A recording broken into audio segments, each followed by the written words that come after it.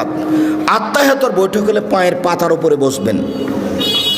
আর যদি সালামের বৈঠক হয় তাহলে বাম পাকে ডান দিকে বের করে দিবেন, নিতম্বের উপরে বসবেন, ডান পাটা খাড়ো হয়ে থাকবে, বাম হাতের আঙ্গুল জমা জমা করে হাঁটুর উপরে রাখবেন, ডান হাতের আঙ্গুলের কনিষ্ঠ আঙ্গুল এবং তার পরেরটা জমা করবেন। করেন তো দেখি।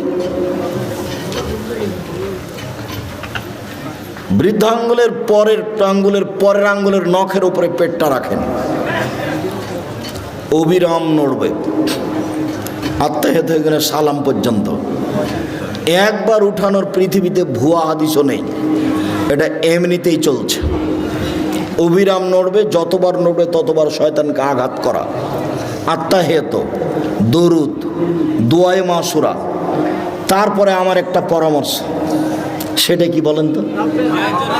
রব্বির হামহুমা কামা রাব্বায়ানি সাগীরা। বাপ